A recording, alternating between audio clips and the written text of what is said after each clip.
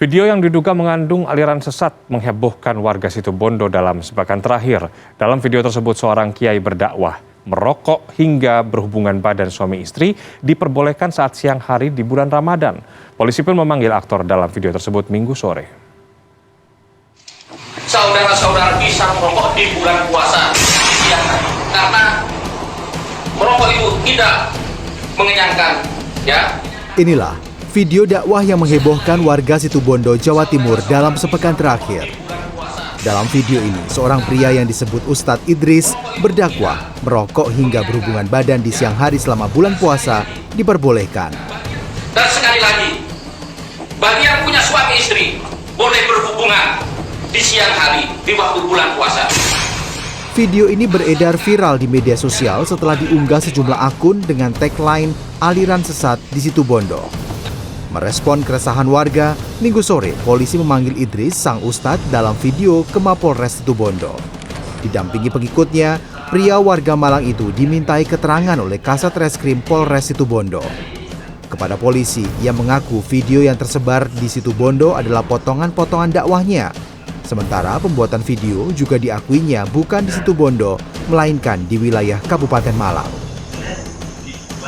Tujuan kami melakukan klarifikasi untuk menanyakan kepada Gus Idris terkait video yang viral di Situbondo ini, apakah merupakan video aslinya versi dari yang mengupload pertama dari Gus Idris Official.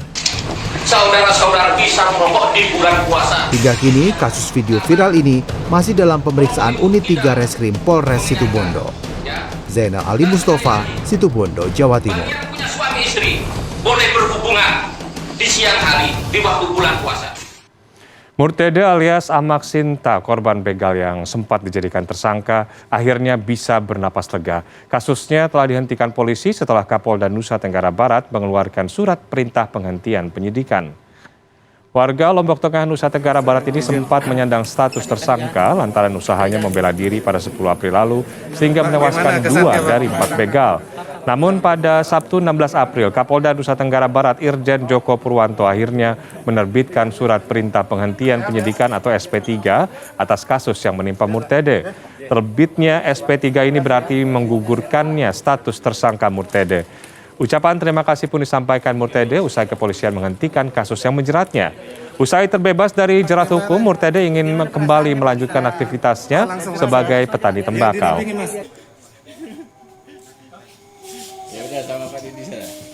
Alhamdulillah pada Bapak Polda, saya ucapkan terima kasih sebesar-besarnya kepada Pak Polda atas bantuan Bapak.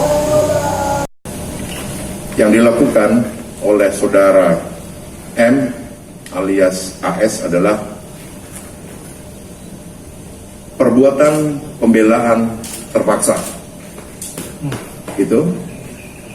Sehingga pada saat ini tidak diketemukannya unsur perbuatan melawan hukum. Mengawali Indonesia 24 jam, kantor salah satu maskapai penerbangan di Tangerang, Banten dipadati ribuan orang pencari kerja. Lantaran tidak mengantongi izin, polisi pun membubarkan acara yang membuat kemacetan parah ini. Ribuan orang memadati kantor salah satu perusahaan maskapai penerbangan di Neglasari, Tangerang, Banten pada Minggu. Mereka hendak mengikuti rangkaian proses rekrutmen di perusahaan ini.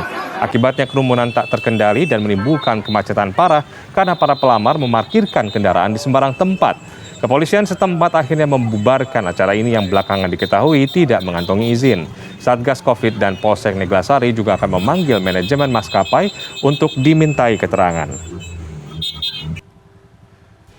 Jelang Lebaran, toko perhiasan emas di Karawang, Jawa Barat diserbu warga. Ada warga yang menjual perhiasannya untuk kebutuhan Lebaran dan ada juga yang membeli gelang dan kalung emas untuk dipakai saat berlebaran.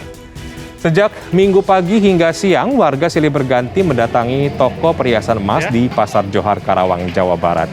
Ada yang datang untuk menjual perhiasan emasnya untuk keperluan dan kebutuhan berlebaran seperti membeli baju anak. Namun ada juga warga yang datang untuk membeli perhiasan berupa gelang, cincin, dan kalung model terbaru untuk dikenakan saat berlebaran nanti.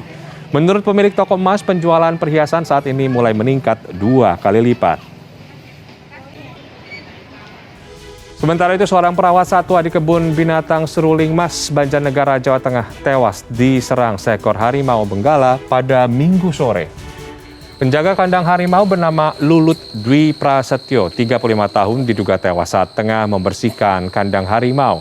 Almarhum sudah 7 tahun menjadi perawat satwa di Seruling Mas Zoo, Banjarnegara. Sebelum meninggal, korban sempat dibawa rekannya ke rumah sakit.